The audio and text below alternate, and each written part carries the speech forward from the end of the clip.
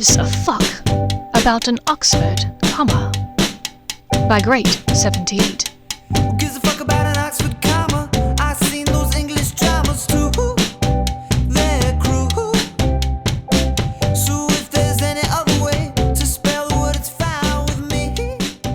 With me. Chapter 32. If you could only see.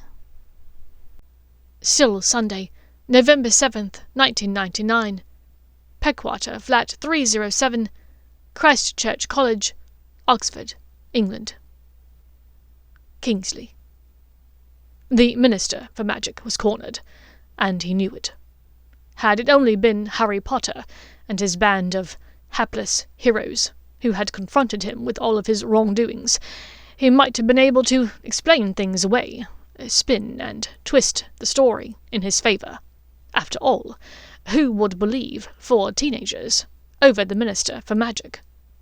But the fact that they had Rita Skeeter on their side tipped the scales rightly in their favour. She had single-handedly brought down the reputation of the single greatest wizard of the last century, and Kingsley knew it. Flashback. The night before. Saturday, November 6th, 1999. The Karas residence, Vilnius, Lithuania. Theo. The dark-haired wizard patted his pockets to confirm that he had everything he needed. With one last hug for his aunt and mother, he threw a bit of flue powder into the fireplace, calling out, "Rita Skeeter, residence, Upper Flagley, England." He stepped into a swirl of green, then a few moments later stepped out into more of the same. The flue parlour into which he'd arrived was dark and filled with greenery, tall tendrils of plants that seemed to grow and shift as soon as one's eyes focused elsewhere.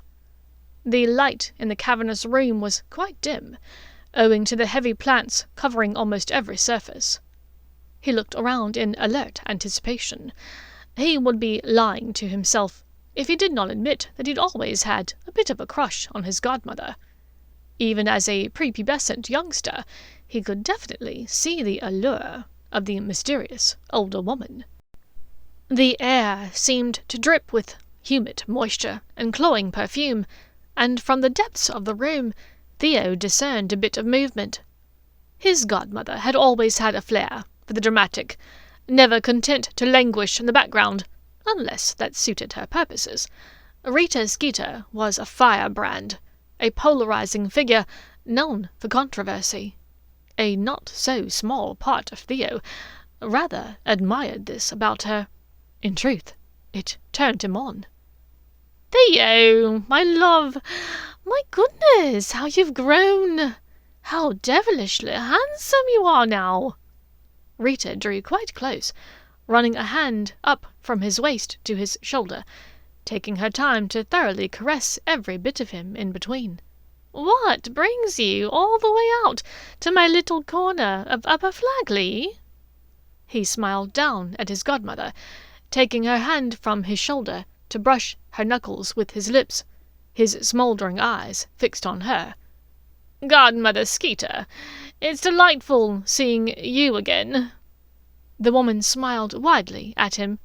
"Pish-posh, Godmother Skeeter. We are both adults now. Call me Rita, love." "Rita, then," he simpered. "Have you anything to drink?" She raised a brow at him.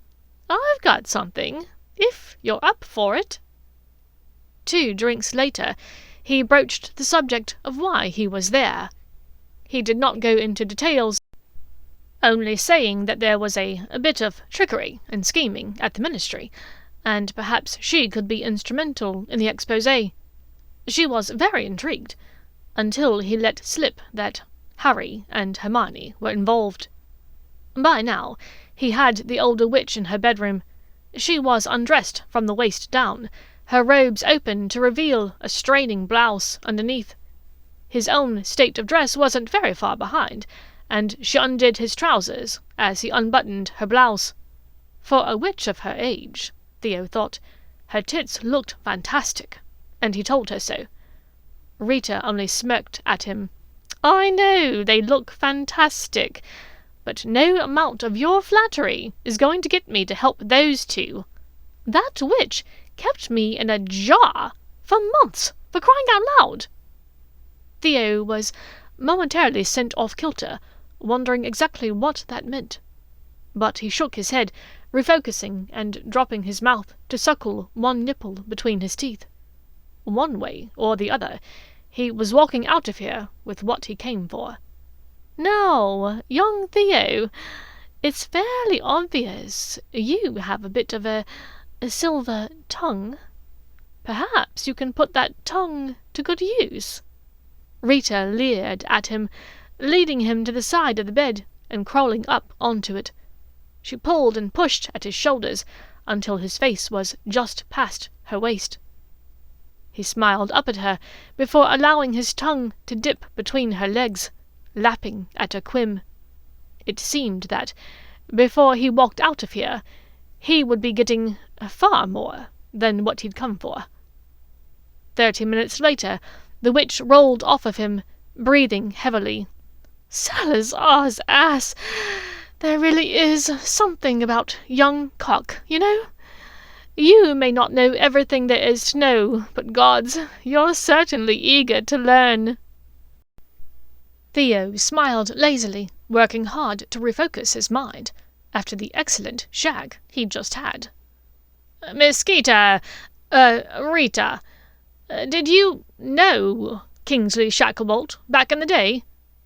The witch twisted her lips in wry confusion at the sudden change in topic, back to what they'd been discussing before their tryst. "I did. And if your next question is, did we ever fuck? The answer to that is yes, as well. Though I must say it was the most bizarre and lackluster shag I ever had." Theo's interest was piqued. "Bizarre? In what way?" "You're not going off to use this information as blackmail material, are you?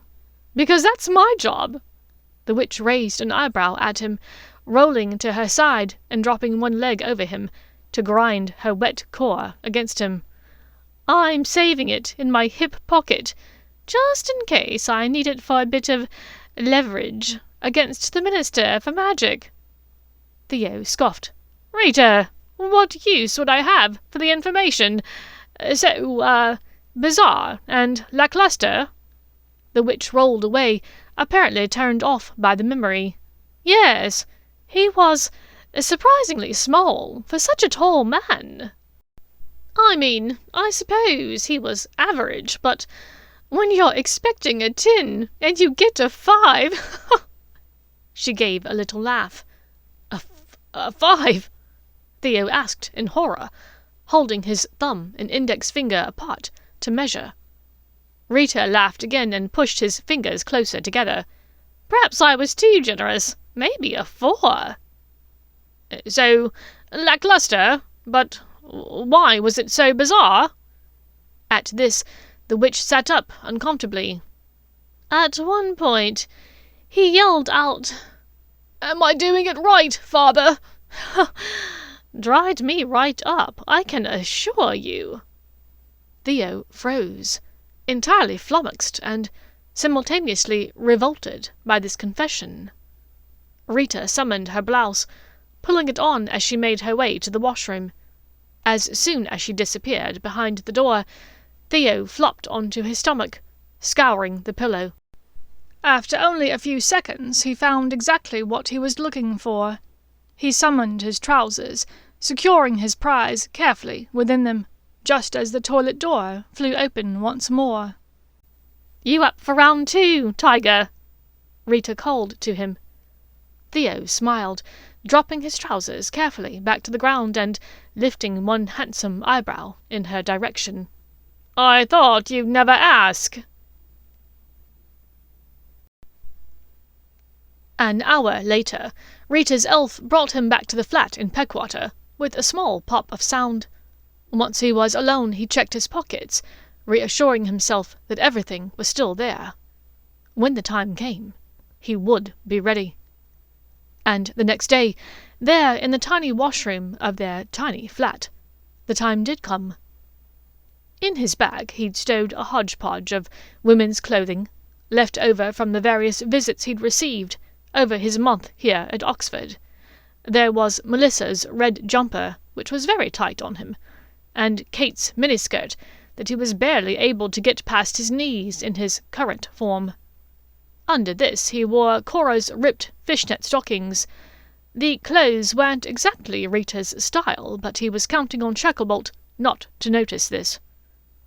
Once dressed, he stood there in the washroom, feeling slightly ridiculous, but knowing that if he was needed as Rita, there would not be time to put on clothes later.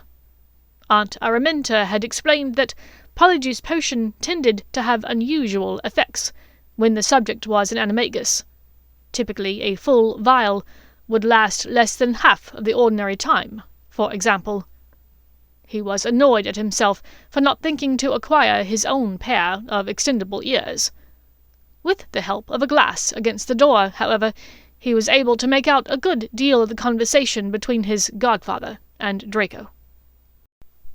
Against all odds, it seemed to be going Draco's way.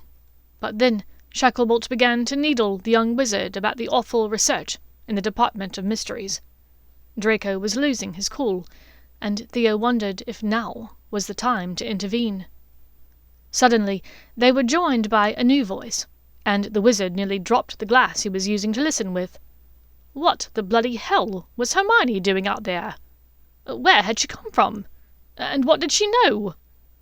Kingsley seemed to be growing more and more irate and flustered by the moment now. Theo wondered if this was how he had been with Amelia. It was time, he thought. They needed his help. Removing the tiny vial of potion from his pocket, he opened it and added the final ingredient, the curl from Rita's pillow. The liquid inside the vial turned a putrid, blackish green, and he swallowed the revolting contents quickly, hoping against hope that it would work. Checking in the mirror, he watched as his skin began to bubble, his hair lengthening and lightening into tight ringlets. The tight jumper suddenly fit loosely, and the straining miniskirt now had plenty of give. He reached into his bag for 3 final things. 2 enchanted rings, another item from Evangeline and Araminta, courtesy of his grandfather's belongings. Tevucus had not only been a decorated Lithuanian aura. Apparently, he liked to dabble in experimental magic, and these were some of his most successful inventions. Now, in the Peckwater flat, cornered and accused, Kingsley laughed in a low tone, the kind of laugh that sent shivers down the spine. To Harry he said, "You think I'm turning myself into you? You think I'll just come quietly? God, I cannot figure out for the life of me how you managed to defeat Voldemort." Theo ran one of Rita's hands along Kingsley's side, discreetly slipping one of Tevuka's rings into the man's robe pocket. "Dumb luck," giggled Theo in Rita's drawling voice, "but I played my part too. And it looks like I'm about to get to do it all over again. So, what do you have to say about that, Minister? What was it you asked me years ago when the 2 of us were alone together? Am I doing it right, Father?" Kingsley turned to stare at Theo, giving Rita's face one last look of loathing, before he turned his wand, sending a stinging jinx at the hands on him. Theo was jolted backwards, and in a matter of a second, Kingsley had spun on the spot and disapparated. "Shit, he's getting away," moaned Harry. Theo smiled at him with Rita's knowing grin. "Not to worry, love. I gave him a dose of his own medicine. Just a little tracking device that my aunt helped me work out. Hold on, I stored it in my bra next to my tits. Which are surprisingly nice, by the way, in case any of you were wondering." With this proclamation, the wizard, disguised as a witch, dug underneath the jumper he wore and pulled out a handkerchief, unfolding it to reveal a simple ring. "What is this?" Draco asked. "A portkey of sorts. It matches the one I planted on Kingsley. When it's touched, it will transport us directly to the vicinity of the other ring." Hermione appeared to have gotten over her shock at the quick turn of events. "Rita, not that I'm not grateful for you showing up, but exactly why are you helping us? When I messaged you last summer, asking you to consider telling Draco's story in the Prophet before his trial, you told me hell would need to freeze over before you ever helped me again." Draco goggled at her, dumbfounded. Theo could tell from the reaction of the other two wizards that this was new information for them as well. "You tried to get Skeeter to write something on my behalf?" the former Slytherin asked. Hermione looked flustered. "Well, you didn't deserve to go to Azkaban for life, Draco. You were coerced, and you helped us that day in your manor. But I thought possibly Rita might be helpful too." "I imagine Rita laughed in your face, is that right?" Theo asked with a delighted chuckle. At their confused looks, his grin broadened, showing every one of Rita's teeth. "You idiots! Still haven't figured it out!" As he said these words, Theo's skin began to bubble, and his hair started to morph, both darkening slightly as his height suddenly grew. All four of them were gape-mouthed for several seconds, before Harry broke the silence. "I told you, Malfoy, didn't I say? Polyjuice might work."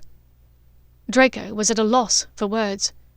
It was Hermione who threw her arms around Theo. "My God! Theo! You risked your life for us. I think if you hadn't come in when you did, who knows what he would have done." "Yeah, well done, Pete," Draco said, his voice thick with emotion. He clapped Theo on the back. "Theo, I'm sorry I doubted you." Theo beamed at them, soaking up the praise of his friends. "But how did you do it? Surely Kingsley would have heard you apparating into the toilet?" Ron wondered. The Slytherin smiled. "No, I used Potter's fleeting flu." The ginger's rage caused him to flush swiftly as he rounded on his best mate. "You taught it to him! You said you were going to teach it to me, but you taught it to him first!" Harry rolled his eyes. "Relax, Ron. I didn't teach him anything." "Exactly, Ronald. The two of you aren't the only ones with a little bit of aura knowledge around here, you know." Theo smarmed. "Whatever, tosser. Well, let's not stand around here all day." Ron bristled. "Are we going after Shacklebolt or not?" Theo nodded. "Just give me a minute to change. I'm not going like this. Salazar's sack, the crotch of these fishnets, are cutting off the circulation to my bollocks. I'm not going to be able to walk soon." 2 minutes later, he was back in the sitting room, holding the ring inside of the handkerchief, flat upon the centre of his palm. They'd been joined by Roger Davies, the head of Aura Training. Harry had flu-called the man and given him the basics of what was happening, and Davies had decided to join them. "Right, so will it be all 6 of us, then?" Theo asked the group warily. Davies cleared his throat. "This is now an official Aura investigation. I think it best if it's just the 3 of us." Theo shook his head. "Sorry, mate. This is my great-grandfather's ring, and I'm the one that planted its partner on Kingsley. I go where it goes. I want to see this through." Draco nodded. "Right, so the 4 of you get going." Ron eyed him and Hermione nervously. "If you need to leave someone behind, I can stay." No, said Hermione and Draco together. Her cheeks burned in a flush of embarrassment at this. "Right, then, are we ready?" Harry asked, throwing his arm around his best friend to pull the man closer. and then positioning himself between Davies and Ron. Theo nodded. "On the count of 3, everyone touches the ring. 1, 2... Draco. They were suddenly alone, for the first time in almost a week, and from behind the sofa, Draco looked at her across the room, his expression open without any guile now. The last several minutes had been full of fearful rage and frenetic excitement on everyone's part. Now, her face reflected the nervous curiosity he was feeling as well. He had to know what she was thinking. His truth was out in the open. She had been in her room with Weasley and Potter, and had likely read everything that was said between himself and Shacklebolt. Still, he wanted her to hear the words. He wanted to say them to her face. But first, it seemed, she needed to say it to him. "I love you too," she said, even as he began, "Granger, What did you say?" He felt as though he'd been struck over the head at her words. Judging by her growing smile, he was certain that he looked like it as well. Granger gave the smallest of giggles. Her relief that the last several minutes had ended with everyone alive and safe was evident on her face. "I said, I love you too. I love you, Draco. And I know you're dating Amelia, but she's not right for you. She's not right at all for anyone, really." Her words were spilling out now. He stepped towards her where she stood near her bedroom door, closing the distance between them in a matter of a second. "I have never dated Amelia Bennet, Granger. I've never been interested in her. Hardly ever seen her outside of classes, except for the Halloween soiree and the other night in the coven. Neither of those nights ended well for me, I might point out." Laughter bubbled from her throat, even as tears sprang to her eyes. Her fingers came up to carefully trace the edges of the still purple bruise that ringed Draco's eye. "Yes, well, it turns out there was a reason for that," she said. He shook his head, his silver stare never leaving her copper one. "Tell me later. Right now, can you tell me more about how much you love me?" He knew he sounded needy, and did not care. "I love you," she said again. "I love you," he answered, his throat suddenly dry. "I've been in love with you for so long. Longer than even I realized, I think. I kept trying to deny it to myself, kept telling myself it wasn't true. But Hermione, when I saw you brought into Malfoy Manor that day, I thought my heart was going to stop right then. I was so panicked, so scared. I didn't know what was happening." Her soft fingers dropped to his lips, shushing him. "I know," she said quietly.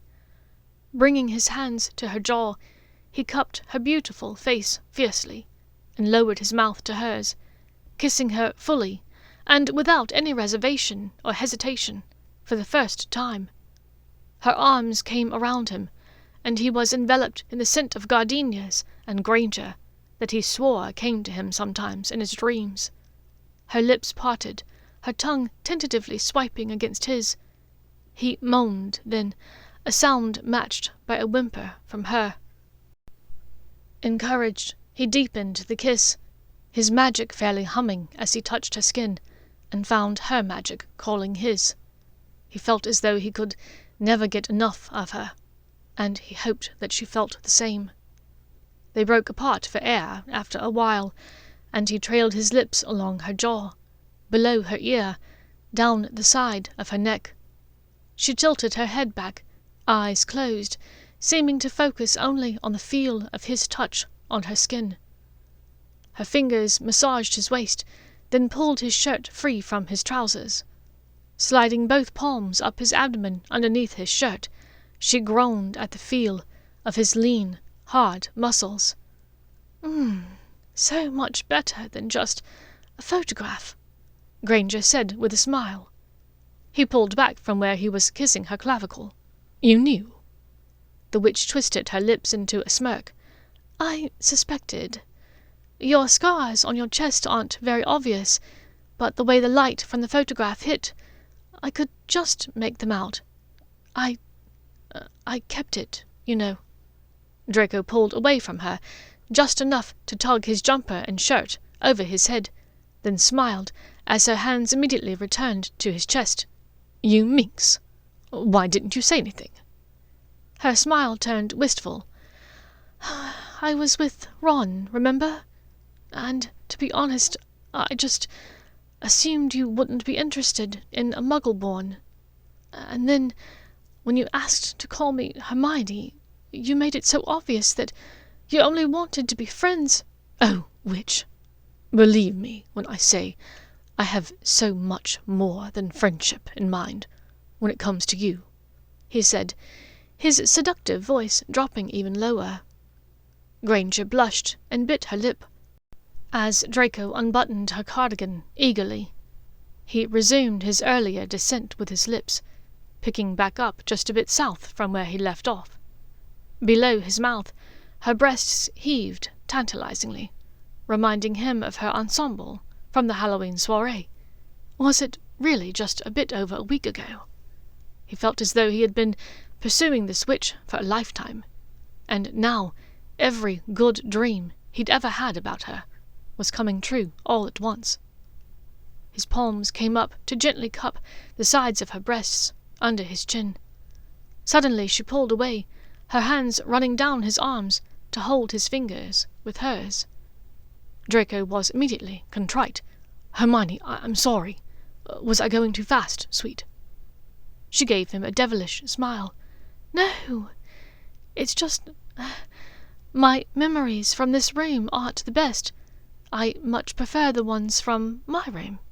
After all, most of the time you spent in there, you were naked. Shall we?" With those words, she pulled him towards her bedroom. Catching on quickly, he followed close behind. Closing the bedroom door, he paused to collect himself. He reminded himself to breathe, to try and remember everything that happened here today.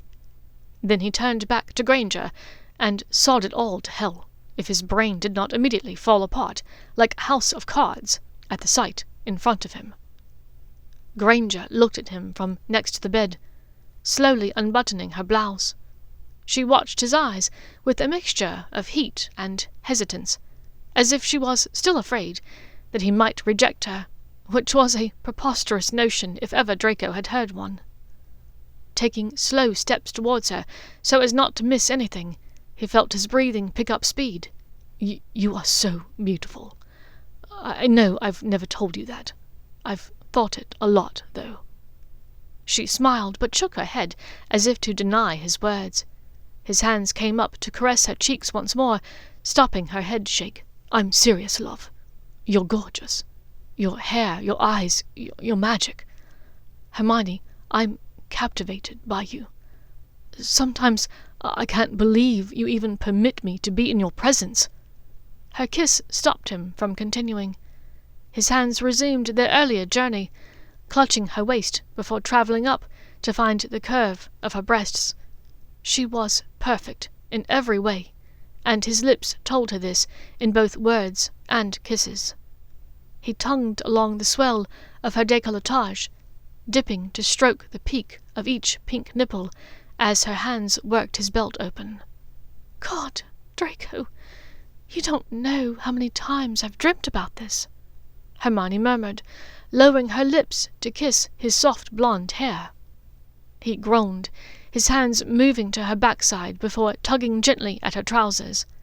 The feel of her hands brushing against the bulge of his own trousers was maddening.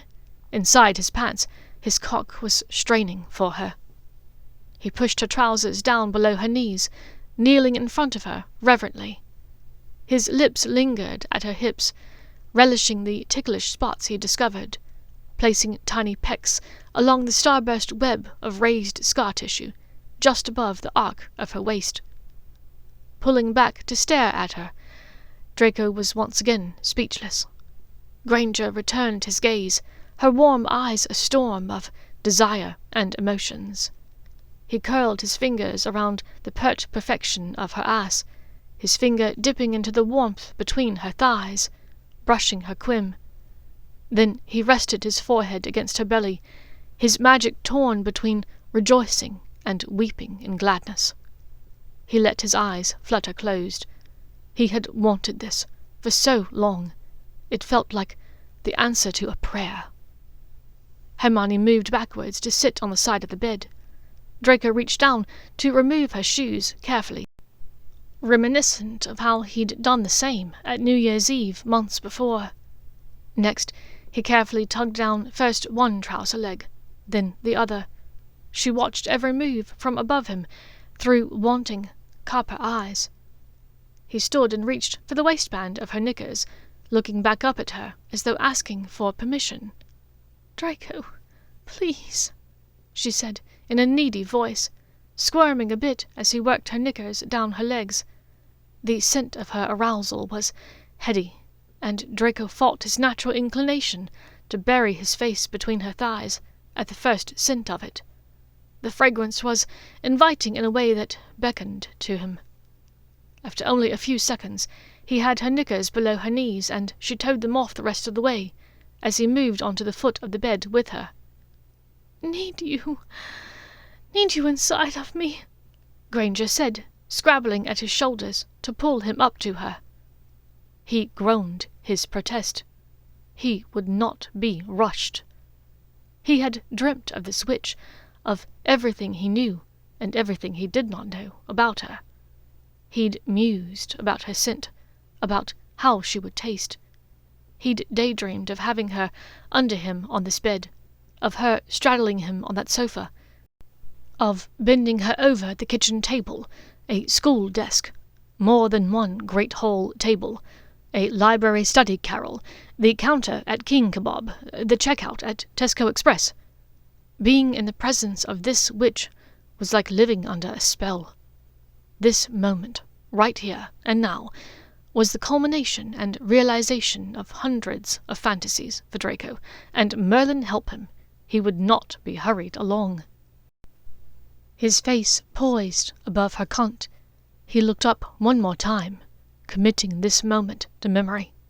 Despite his ineptitude, he'd somehow won this prize, snatched this improbable golden ring. Hermione Granger, a witch so far above him in every possible way, loved him, wanted to be with him. There would be no blaming what happened here today on alcohol. Neither of them were thinking about blood status. There were no involvements, real or assumed, with classmates to stand in the way. There was nothing in the space between them but the air and their magic, which seemed to be combining and multiplying in an almost visible cocoon around them.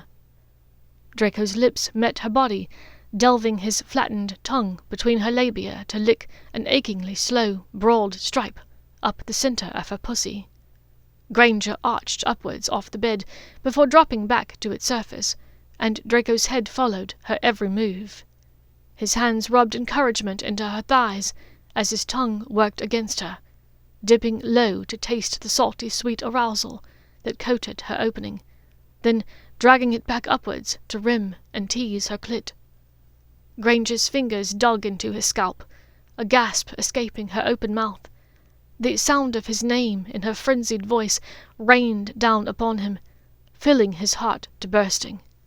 He looked up at her, lost in her pleasure as she held him to her, working herself against him. She pressed down upon him, her legs alternating between squeezing and falling lax to each side of his face.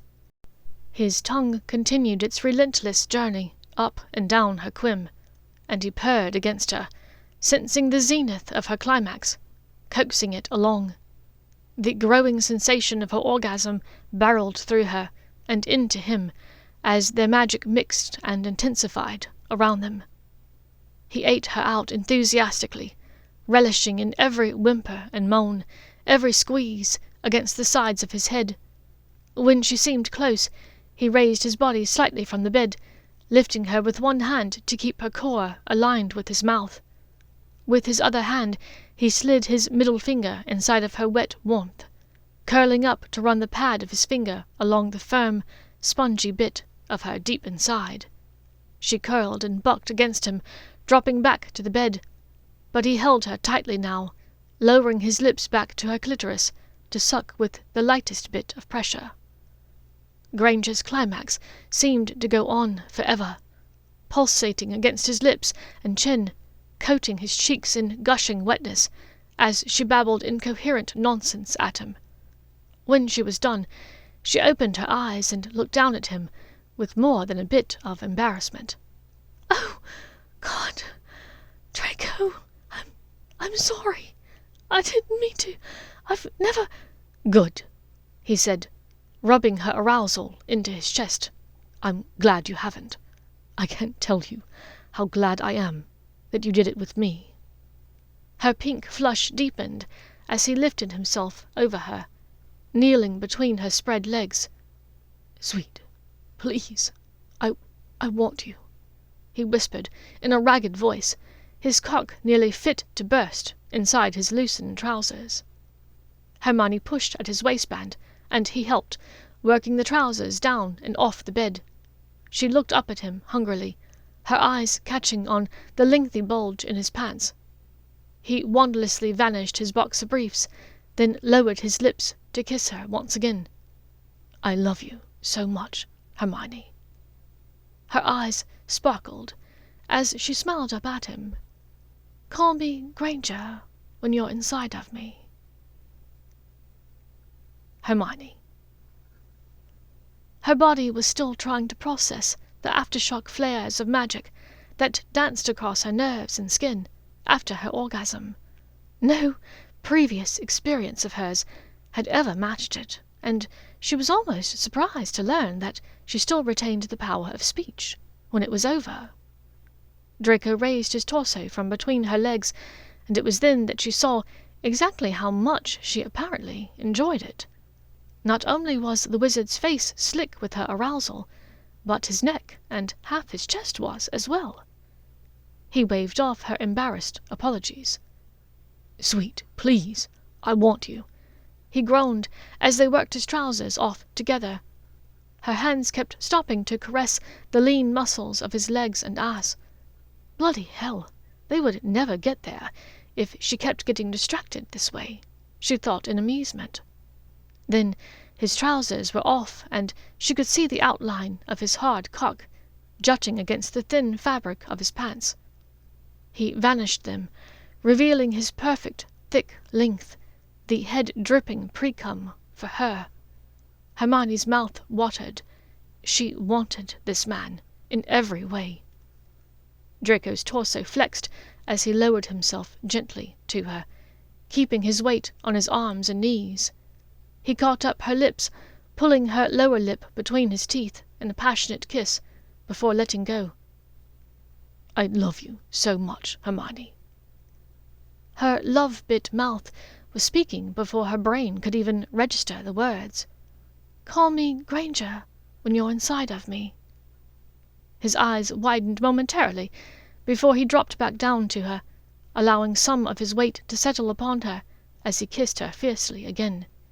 She held tight to him, her arms wrapped around his shoulders. Draco pulled back to look her in the eye with the tiniest of smirks. "In some ways, you'll always be Granger to me." Hermione narrowed her eyes in a playful smile at him.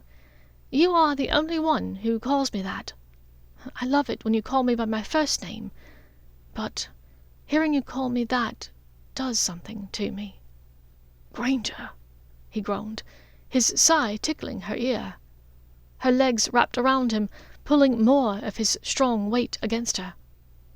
Draco looped an arm around her back, turning them together so that she sat atop him, straddling his Adonis belt. His eyes were wide, and his ordinarily alabaster skin was flushed pink high on his cheeks.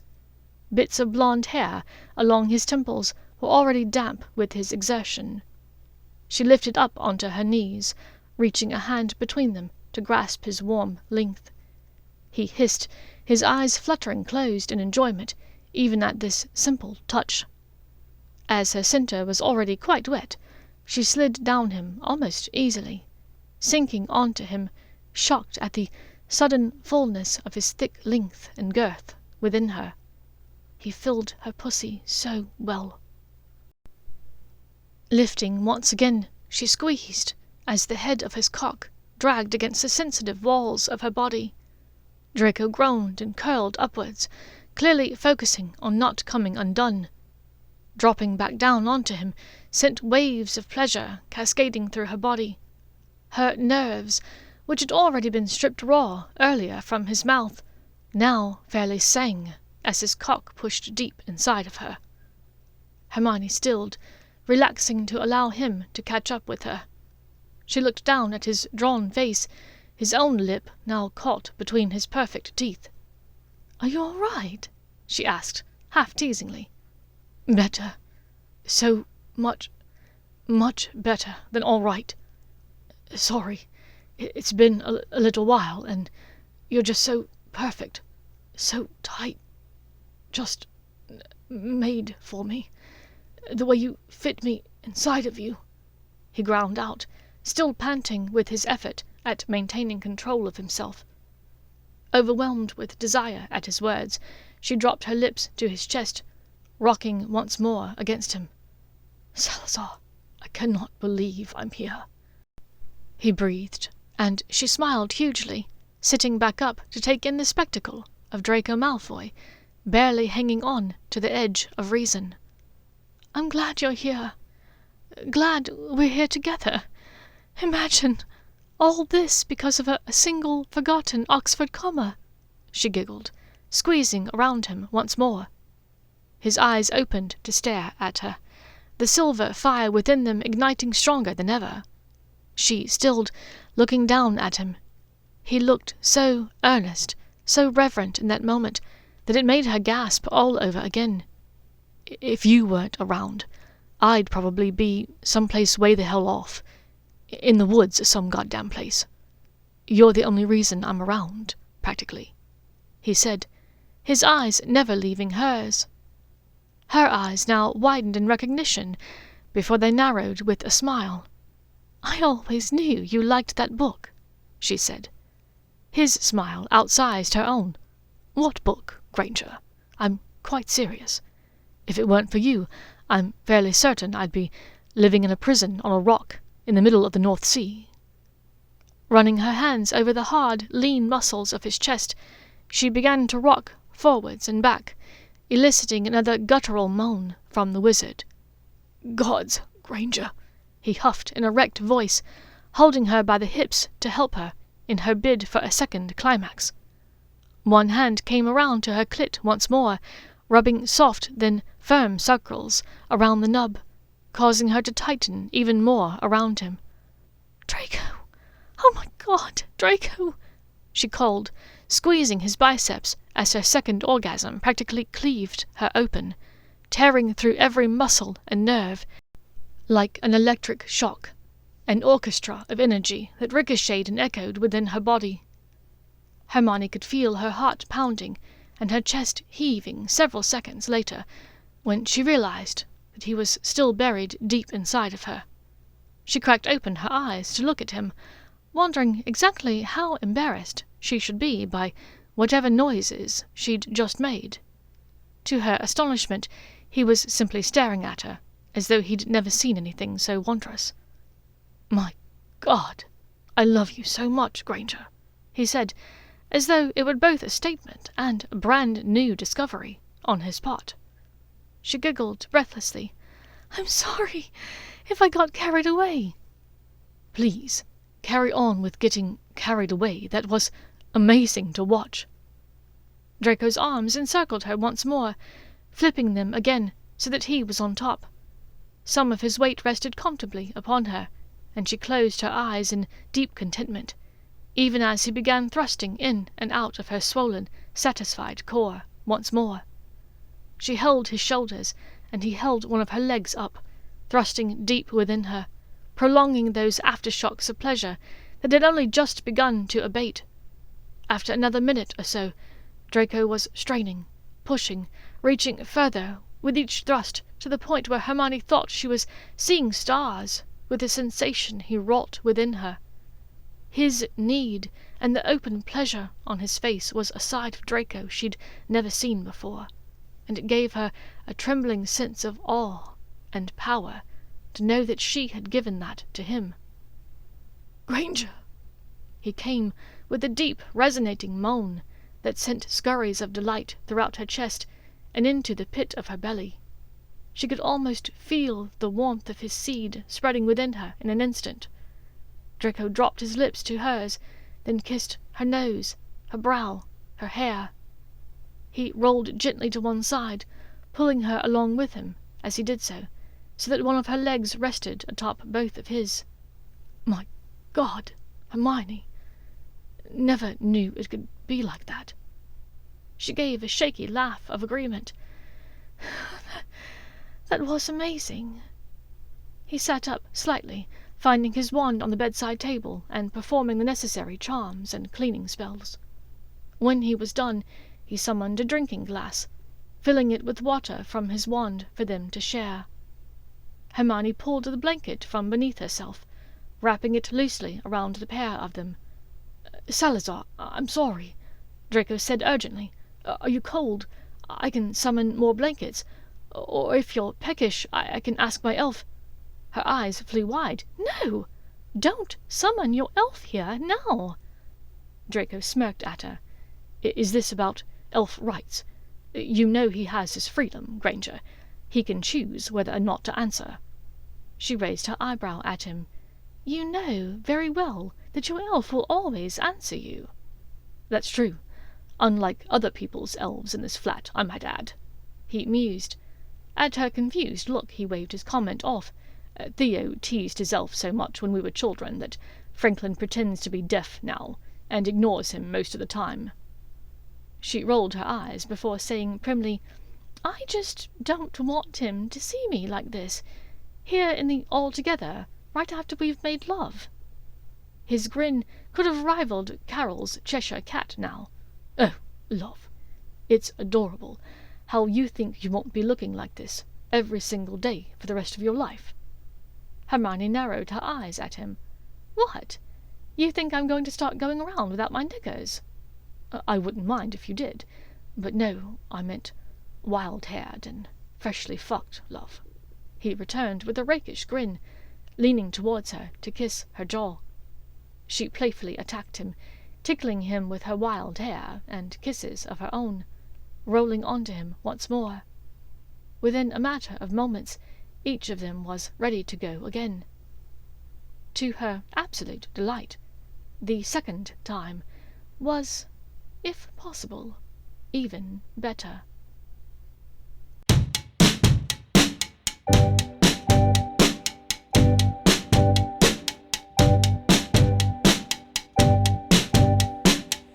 Gives a fuck about an Oxford comma. I seen those English dramas too.